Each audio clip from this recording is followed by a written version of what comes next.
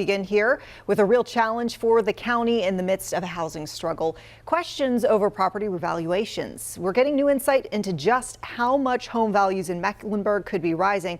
And it turns out neighborhoods north of Uptown appear to be seeing that greatest increase. WCNC Charlotte's Colin Mayfield explaining what this process really means and why wealthier areas aren't seeing that same boost in values. Colin. A lot to unpack here, so let's start right here. The discussion and detailed projections coming from county officials who told commissioners that over the last 4 years, home values have definitely gone up. But if you live in the Crescent, the north and west parts of Uptown or above Uptown, those home values have increased much more than any other. So take a look at this map. We'll kind of go with you here. The darker shades of blue kind of show you where those home prices have risen.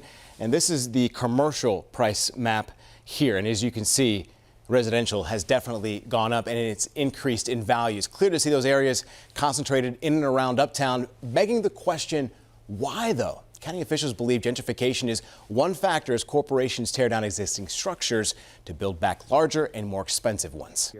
During their annual retreat, Mecklenburg County Commissioners learning property values are on the rise.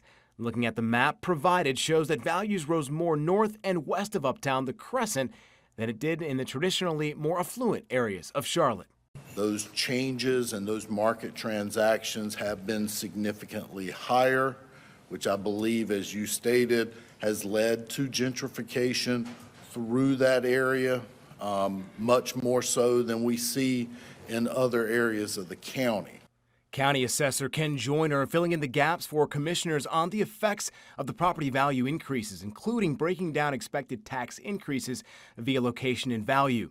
Lower valued neighborhoods have seen a greater impact from higher priced home sales than areas where prices were already high, like South Charlotte.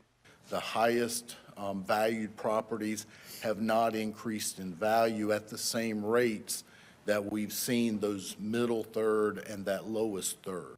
Since the last revaluation in 2019, commercial property values have grown at a slower rate than residential land property. Joyner believes part of the problem is corporate-owned rentals driving up prices in places like the Crescent. The properties that are being built, that what they're paying for is the land. They tear the homes down and then build these larger structures. Properties that have seen a greater percentage increase in their property value will also see a greater increase in the tax bill.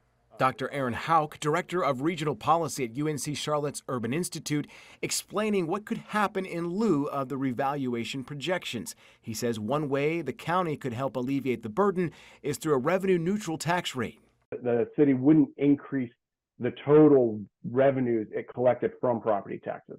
What would change is how that total number, which would be staying constant, is divided up among property owners.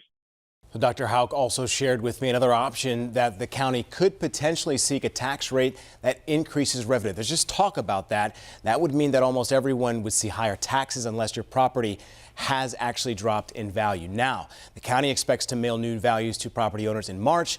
The county and the city as a whole will then release budgets and corresponding tax rates in May and June. So folks, look out for those. Fred, Vanessa, back to you. Affordable housing, a major issue yes, as we continue to grow. Colin, thank you for that.